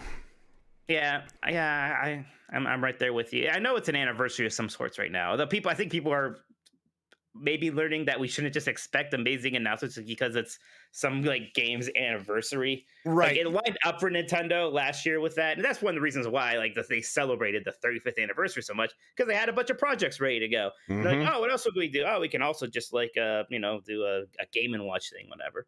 I also still feel very strongly that 35th anniversaries aren't actually a thing anyways. So one thing when it's like a game's 20th or 30th or even 25th anniversary, 35th is nothing. That only exists in our imaginations. Unless all multiple fives are inherently significant somehow. Chaos, of course, asks, hi, Jeff and Bald Jeff. I was wondering whether or not you have heard about the theory that birds are actually government spy drones. Do you think there are any merits to it? Or is it as crazy as this insane Kojima and conspiracy? Listen, nothing's as crazy as the Kojima conspiracy, but birdsaren'treal.com is a legitimate website, and you should go there and check it out. Oh, no. Birds aren't real. I don't want to go there. Hey, Dan Schwenky, or Schwenk, I want to say Schwenky, just asked the super chat, what are the chances of Capcom ever revisiting Dino Crisis and giving it the same remake treatment of Resident Evil? I don't know. I think maybe someday they'll have to go to that well. Maybe once they run through all of the Resident Evil games, they're going to run out of Resident Evils eventually, right? Yeah. Right. But even then, I don't think they're going to give it like Resident Evil 2 remake money. Yeah, I mean, it's weird. Yeah, that's Dino Crisis is one people ask for constantly, and it was a game I never really played very much, so I'm not super in tune with it, I'm afraid. But I don't know. I wouldn't super hold your breath. Morpheus, you said Jeff just posted the pics on Reddit. What the fuck? And that's Jeff Keighley. What pics? What are you talking about? Is he fanning the flames more? Oh, no. All right, let's go to the next question while we figure that out. Giggy asks, now that Metroid and Advance Wars are back, which of these is now the deadest Nintendo franchise? Star Fox, F-Zero, or Golden Sun? Well, F-Zero. It's been the longest since F-Zero or a Golden Sun? Golden Sun had a DS game, right? Okay. It was a DS game. Was it? Okay. Yeah. So that would have been after F-Zero for GameCube, right? Yeah, but wasn't there? Yeah. There were some. I guess those were Game Boy Advance games. Right. Was there an arcade F-Zero that we got? The arcade game came out the same time as the GameCube. That's right. Okay. So yeah, F-Zero might be the deadest there. That's pretty wild. It feels like that franchise would like if they're bringing back Advance Wars, I now have renewed hope for all of these. Like if they were like, yeah, we can bring back Advance Wars. Why? Well, yeah. I don't know. What is the thinking that brought back Advance Wars? Why would they do that if all these games aren't on the table? Yeah, I don't. Maybe not Golden Sun. I mean, that was 2 games for the Game Boy Advance people liked, and then that DS game no one cared about very much. Maybe they re-releases or remake those. I don't know. I don't know. Do we get another Golden Sun or another Star Tropics first? What is more likely? Well, I wanted to say Star Tropics, but Star Tropics never came out in Japan. That's always been its biggest barrier. Like that, no one over there cares about it. So Golden Sun at least has that going for it. All right, from Mustard Chief or Mustard Chef. Yeah, Mustard Chef. Hello, Jeffrey and Michael. I'm sorry if you've brought this up before, but is it a good guess that 343 is targeting a December release for Halo Infinite, but don't want to commit for the reasons that you have outlined in previous episodes? Yeah, I think December is very likely. Some people still want to believe September, even though they're saying holiday 2020, 2021. No way. But yes, no way. And if they have Forza on November 9th, I think that right now they're thinking late November, early December for Halo, and that would be just fine. They don't need to get out before Black Friday because it's mostly a Game Pass game. Right. Let's see, Jacob. What is this? Here, let me open this up. Okay, so Jacob asks, what is with this Zelda stuff that people are convinced they replaced assets in the trailer to make it not have spoilers? Bullshit. So, Mike, have you heard this one? Yeah, that's what I'm talking about. People are like, oh, well, that's like it's Link in the sky, baby, but on the ground you're probably playing as Zelda. Right, and they just replaced the model with Link so that they're not ruining it. Or Ganondorf. Some people were really ambitious in saying that. Well, I mean, and now Nintendo did say that they didn't want to give away the name of the game because it might give a hint at what's going on there. And so clearly that means you're playing as Ganondorf, Mike. That could mean anything. I mean, all the names allude to something. Like Breath of the Wild alluded to what that game is. And this game's and they never Breath of the Wild 2, you play as Ganondorf is the full name, Mike. I'm calling it now. That'd be incredible. You want to do some of these incredible. super chats? I got a few more Yes. questions, but you should do those first. From Pillar to Post asks, any more news on the Sonic Legacy collection? No more news, but I think it's pretty much a known quantity. I forget they gave a release date, or is that even the name of the collection? But let's just talk about something else. But they announced that collection that's Sonic Origins, right? That's going to be Sonic 1, 2, 3, Knuckles, and CD, and that's happening. And that is coming out. I forget when. It is upcoming video game compilation, blah, blah, blah, blah. So yeah, I'll find out. But if that's what you're talking about, I don't think there's any more news for it, or will there be any more news for it unless it doesn't have a release date. Brett Teplin says, Kirby needs a vacation after the last 5 years. Kirby was riding pretty high in the 3DS era. He had 2 great games on there with Planet Robobot and Triple Deluxe. Then that Switch game was just very bland and boring. So I kind of agree. And he also is like the only reason that Good is winning in Smash Brothers, right? Because everyone else gets killed. And yeah, his representation of Smash Bros is great. Kirby, yes. I love Kirby. It's an awesome character. I like that universe a lot. I do want to see them do something a bit more ambitious with that. Deep Thinker says, I accidentally hit someone with my car. Oh no. All right. Well, they're okay. Just gonna call somebody real quick. Can I get your address, Deep Thinker? Yeah, right. Jose Francisco Gonçalves, I tried. Of the 3 games that aren't day one on Game Pass shown at E3, what are the chances of them coming to Game Pass shortly after release? So what are those games? So Battlefield's one of them. Well, right? I mean, Battlefield will eventually come to Game Pass, guaranteed, as long as that EA deal is still happening, where EA Play games, all come to Game Pass, which they have been. So that'll eventually come to Game Pass. It just depends on the timing, but it'll be like around a year later. It'll definitely come to Game Pass. I think there's a chance it could come a little bit sooner than that, but yeah. Gonçalves. I got it. Okay. Thank you, Pablo. And then let's see, the Far Cry 6, I think, is like Ubisoft and Microsoft are have been talking about bringing more Ubisoft games to Game Pass, and maybe that starts with Far Cry 6 or something, like not too long after it comes out or something like that. But that's just a guess on my part. I don't know. And then what is the third game, Mike? What is the third game? I was trying to think about this too. Chat, help us out. What's the third Microsoft game? Was there something else from Ubisoft? No. Was there another partner thing? Man, I can't remember. We should move on for now. Yeah, we're gonna move on for now. Diablo 2. Oh, Diablo 2 won't be on. Eventually. I don't know. Eventually, yeah. Not day one. None of these are. That's the one I care about the most, by the way. So that's funny that I didn't remember that. Yeah, Diablo 2. I'm excited for that. Oh boy. Okay, from Ray Mogos. Happy Friday, everyone. With all the talk of a secret Hideo Kojima game this week, it got me thinking, what other developers could have secret games shadow published? Since this is Gamesbeat Decides, we are going to need you guys to decide for us. I'm going to provide you guys a list of games, and you must tell us if you think that game is more likely. Okay, so I think this is... Yeah, maybe this is the first list of games. Okay, a secret Kojima game, a secret Randy Pitchford game, or a secret Yuji Naka game. Which one of those is more likely? Well, I don't think Randy Pitchford could keep secrets because we'll just find him on his USB drive at medieval times. So that's the least likely. That's the least likely.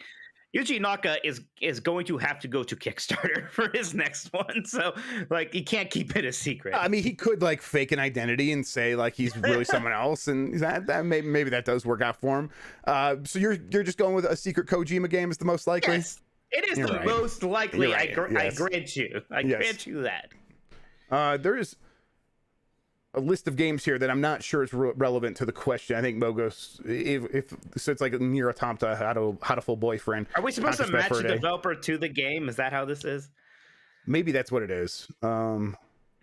His rules weren't clear enough. I think this might be. We're very stupid again. We're very stupid. So yeah, Ray, if you want to clarify in the and send a question using the link in the Discord, you could do that. All right, from Louis Patelli. Happy Friday, fellas. Hey, Jeff, on Tuesday's show, you mentioned something exciting that is going to be shown at EA Play.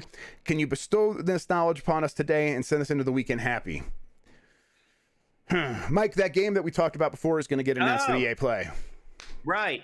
Would you feel better if I said it? Oh, we shouldn't say it. We can't say yet, I don't think. I don't think we could say yet. I will double check, and I'll see if I could say... Listen, someone else is hinting at it a lot on Reset Era, and so it's clearly getting to a point where I could say something soon. I just...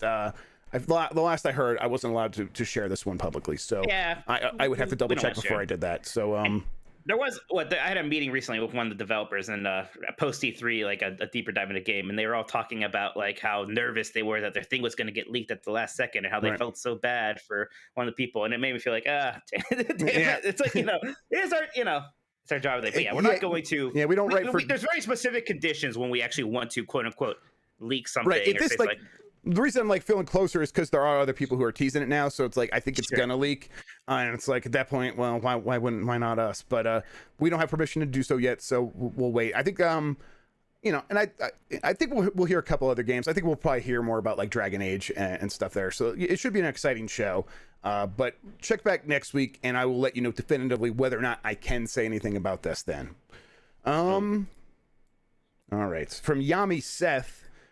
So Nintendo gives us the comeback of Advance Wars. Okay, here. So does the comeback of Advance Wars give us hope for the return of F-Zero and Wave Race? Also, will we see Star Fox Grand Prix in around 15 years? Does only the X-Buster know? That's funny. Yeah, I mean, we did get Metroid Dread like 15 years later, like more than that, like 20 years later. F-Zero is still like I don't know why not with F-Zero is the thing. Like I don't like someone should have made that game. Someone should make that game. So part of me, and since we've seen some of these other franchises finally come back, it's like okay, maybe Star Fox is a little rough because it had a quote unquote big game recently and it didn't do very well and it wasn't received very well. Like it's one of the few Wii U games that is just never going to get ported to Switch because no one's asking for it. So Star Fox might be on the bench for a bit. Wave Race, I think they just don't remember. I don't think that's coming back. I think they forgot. Yeah, I don't think you're wrong. I'm like I said, a little bit more hopeful today than I was before E3, but still mostly I am not going to walk around hoping or thinking that we're going to get another Wave Race just because we got another Advance Wars. Right. I'm just going to be grateful we got Advance Wars. One of the problems with like Wave Race too is like that game kind of depends on looking very, very good, right? Which maybe you can't do. Like I would almost rather see a Wave Race spiritual successor on like the PlayStation 5 or Xbox Series X. Yeah, sure. Than actual Wave Race. I mean, even Nintendo couldn't do a really good sequel to that. The one for GameCube wasn't as good. So Joel Stud had a super chat here slightly related. It says, "Is Way Forward rebooting Advance Wars so intelligent systems can work on an actual sequel?" I would almost hope, if anything, I don't know if hope, but maybe think that Way Forward is rebooting it so maybe it can work on the sequel. Yes. I think Intelligent Systems is going to be on Fire Emblem still. I think that's right too. I think that's exactly right. That's almost what I hope is happening here, because Way Forward's a very good studio. As long as they stay true to the math of Advance Wars, which is very important to the balance and making sure that game is fun, they could even start adding in some new ideas for a sequel down the line if they do another one, and I think that would be fantastic. But we'll wait and see what this game does. All right, Low Rule asked a question, and he used the unspeakable nickname for Mike, so I won't say it. Wow, thank you. Yeah, you're welcome. Can Metroid Dread live up to the hype that the name Dread brings? So again, for people that don't remember, Metroid Dread was first mentioned by Nintendo in the early 2000s, and then it's been sort of rumored ever since, and then it kind of fell off the face of the planet. And I almost think that like while it does imply a lot, Metroid 5, like putting Metroid 5 at the beginning of that trailer, really just like Metroid 3 was the beginning of Super Metroid, that's the bigger deal to me. And that's like, you got to live up to that. And I actually don't think Fusion lived up to a Metroid 4. I think Fusion is okay. Fusion's a pretty good game, but it's not as good as like Zero Mission or Super Metroid.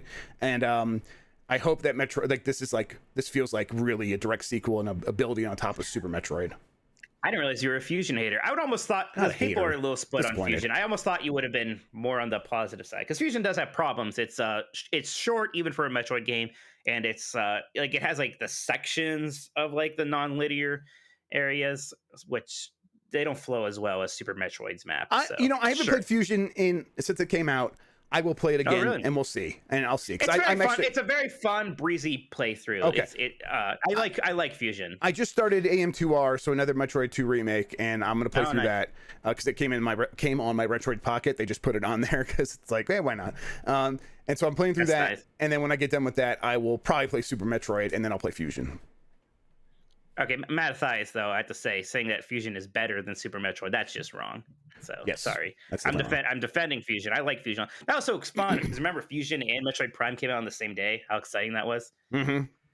Yes, that was a good. That was great. And they connected to each other and stuff. You always see that option when you start at Metroid Prime and stuff. I'm like, oh yeah, I should try that. I think it just unlocks Metroid. Yeah, do it. We got a couple of super chats here from Booty Bandit. Can we cancel Shigeru Miyamoto for Star Fox Zero? Speaking of defending, I kind of defend Star Fox Zero a little bit. I thought that the game was kind of fun. At least that game tried to do something with the Wii U gamepad. You know, it wasn't like Tropical Freeze where the Wii U gamepad was just black. They're like, fuck it. Yeah. That was a bad idea. And maybe that was the right decision because it was a bad idea. I don't know. But Christian is right, though. Zero was that bad. Christian is right. The chat is full of takes today. There's a lot of takes in chat. There are a lot of takes. Isaac Spencer asks, when are we getting the Karnov remake? Yeah. Gosh, that could actually happen. I doubt it, but I would love that. Maybe. It's a Data East game, we said. Yeah, I don't know. Who knows what's going on with Data East stuff. I hope so. I love Karnov. Uh-oh. Dogs are mad. Penny is very upset. Yeah, somebody was at the door, I think. Do you have another thing? Yeah, I got three more. ARBY'S. Oh, what? Oh, he brought him ARBY'S. Yes. What are you doing here? Yay! I am hungry. He brought me ARBY'S. Wow, what a good brother. Chris, get on the thing. Yeah, come here. Yeah. How's it going, Chris? There we go. My brother brought me ARBY'S. They all look alike. They all look exactly alike. He used to look very different from us. We used to say that he was the mailman's kid. Oh my gosh. Yeah, it just took time. It just took time for the Minotti genes to mix. Beef and cheddar. We have the good stuff. Spicy. I haven't had beef and cheddar. Wow. Whoa. Oh man, you're going to chat loves it. And the regular. Oh my gosh. And ARBY'S don't go hungry. That's right. We're feasting, boys. Somebody at ARBY'S. Someone clip this out and send it to ARBY'S. Oh man. Are you just going? Or are you leaving now? Yeah. All right, bye. Thank you, Chris. Thank you, Chris. I was like, what are you doing? That's wonderful. Oh man. Okay. He does not live here, to be clear. Yeah, no. He was watching the show and went to ARBY'S and got me food. Thank you, Chris. That's even better than like when he gave us money. He just straight up bought you food. That's fantastic. That's true. There you go. All right, you continue. I'm gonna enjoy this. You go to town. Yeah, feast, man. For Canoodle. What's up?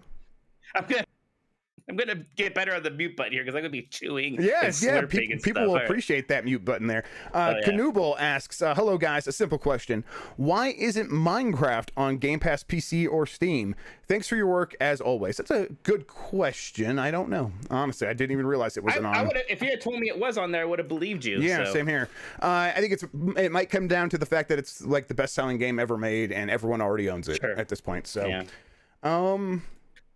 yeah, go heavy on the ARBY'S sauce. You don't want to hold back. Yeah, get on there. Don't hold back. Don't want to hold back. You treat that ARBY'S right. Nick Turbo, thoughts on the Windows 11 leak? Nick, I want you to come talk me out of installing it on my machine. I think you have to install it on a virtual machine, so probably not going to do it. But it looks different, and I'm almost at a point where I'm like, I want Windows to look different, so I'm all for it. We were like learning a new backend for our website maybe that we're going to get soon, and I'm like, this is different. I like different. And I'm like feeling the same way about Windows. Look at him go. I'm so happy for you, Mike.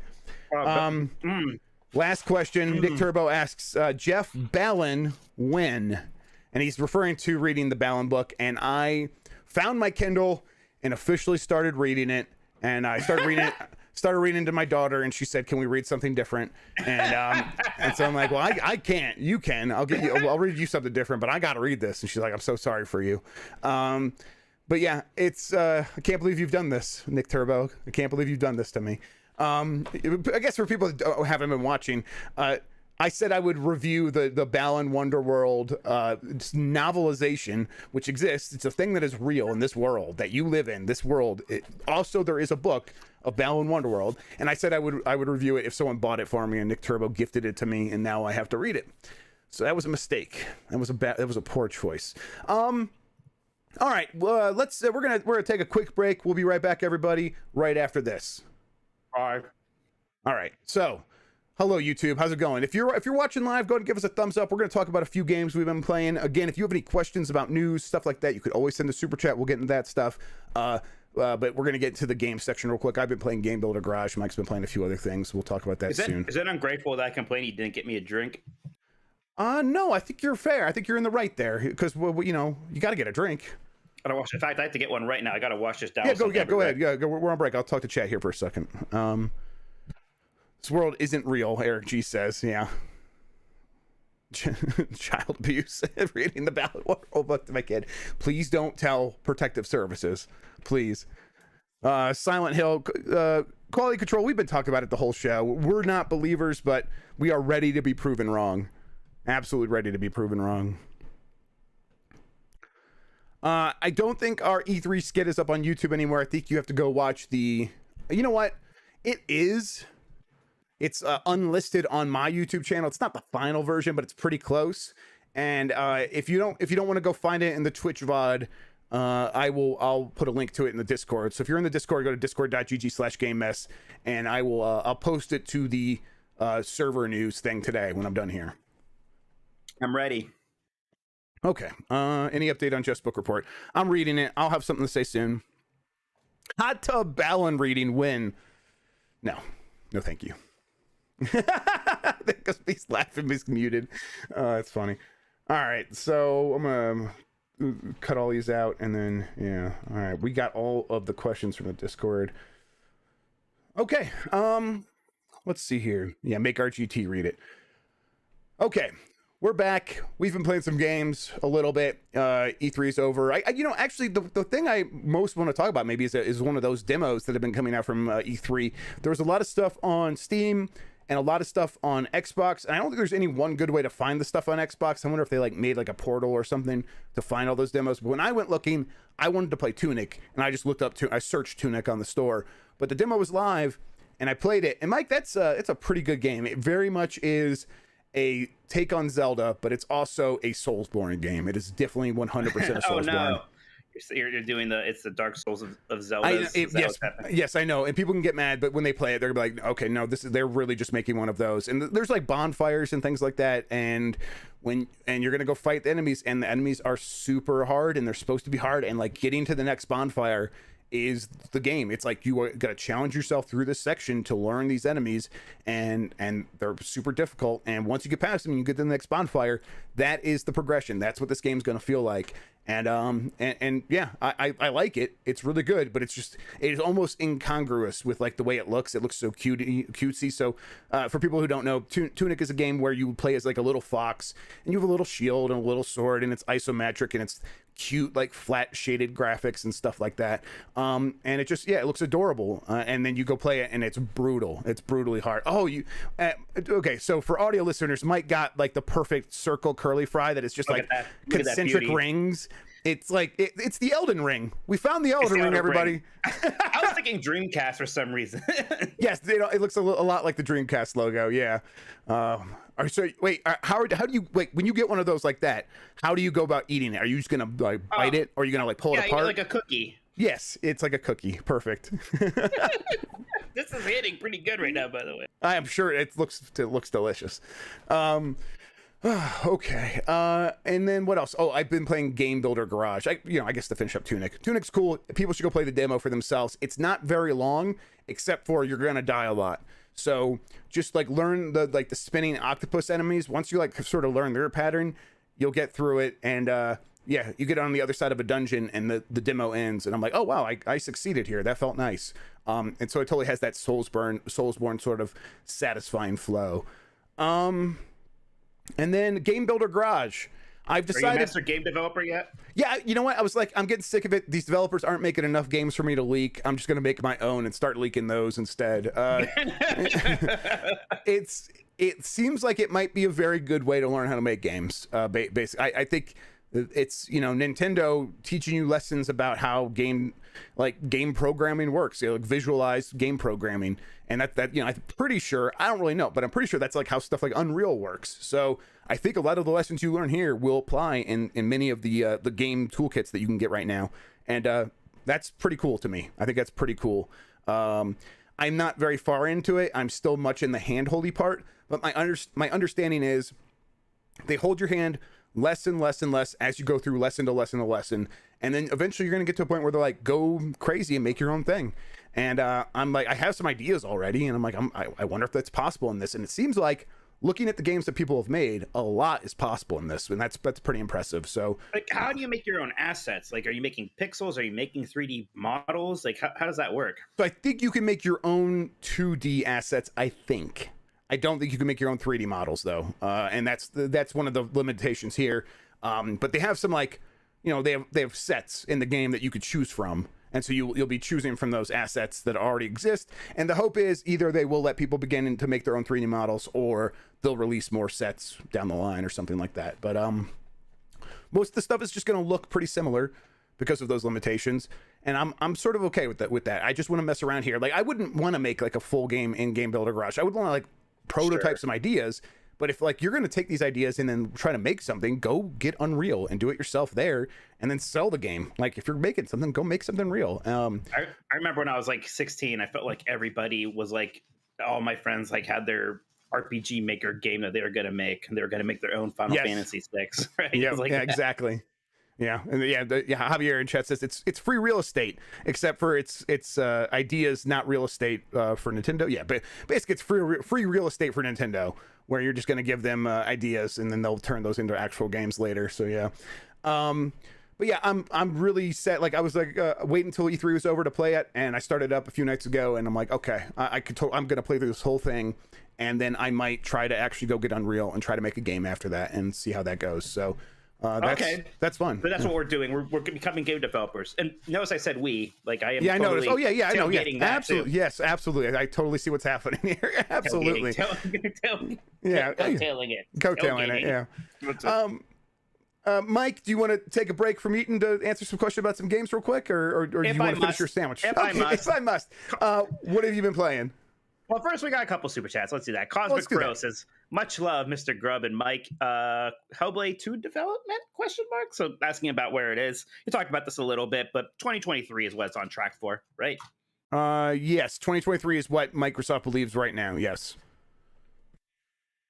I don't know why I started eating another fry. It was a mistake. And then RDX Son of a Fett asks, "Thank you. What's your prediction for Xbox event next week?"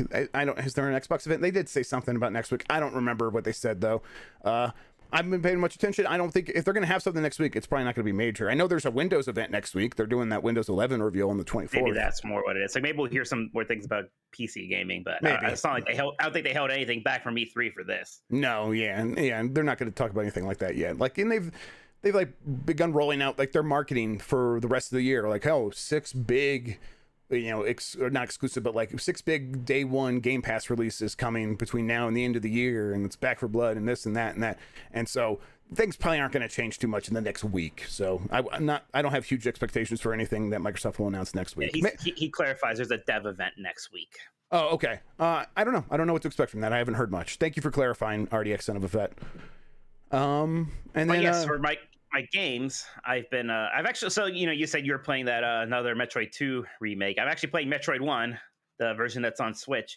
I think I talked earlier in the week about that YouTube channel, You Can Beat Video Games, that does like these video walkthroughs for NES games. So I'm just kind of playing along with his Metroid 1 walkthrough, because I never beaten Metroid 1. I've beaten Zero Mission, but Metroid 1's hard because it's there's no in-game map, right? It's pretty difficult at first. You take a lot of damage. You start with a little health. So going along with this video walkthrough is nice, because like I feel like I'm beating it, and I'm not like depending on rewind features and stuff. It's fun.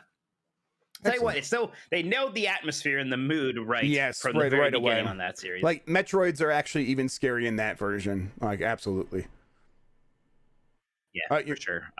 Wait, real quick. Benji Bop sent in the message saying that if you search ID, the letters ID on Xbox, the a demo page for Summer Game Fest is the first thing to pop up.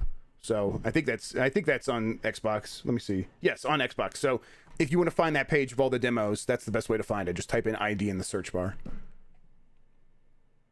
Muted. I've also been playing Donkey Kong Country 2. No, I'm not muted. Yeah, there's just a delay. My bad. I push the talk on so that people don't have to hear my Yeah, there's a delay because I'm probably pushing my push to talk earlier. Look, I'm trying. Okay, You're doing this is very doing difficult wonderful. eating delicious Arby's and focusing. Thank you. Yeah. Thank you. But yes, I'm playing Donkey Kong Country 2 on the Super Nintendo selection of Switch games. Which I don't. Were you a Donkey Kong Country hater back in the day? Because No. I kind of was a little bit. I was a love bit of a Donkey Kong skeptic, Country. and I I'm a fool. really love Donkey Kong Country 1, and I've never really played Donkey Kong Country 2. Do you want to guess why, Mike? Is it because Donkey Kong's not in it? Because Donkey Kong's not in it. I'm such a schmuck. Yeah.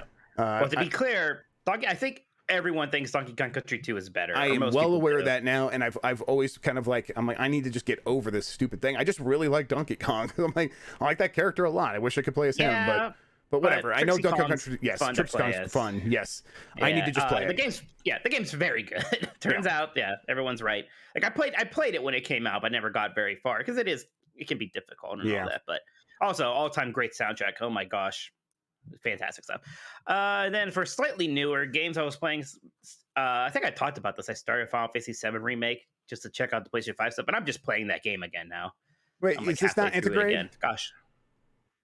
This is Intergrade, but I'm not playing the Yuffie thing. I'm just playing Final Fantasy VII right now. Okay. I'll get to the Yuffie thing. For now, I'm like in the mindset of like, no, I want to beat the game again. Then I'll start the Yuffie thing. Okay. It is shocking how that game actually made Final Fantasy VII better in some ways. Like Cloud's actually likable, which is really nice. Aerith is impossible.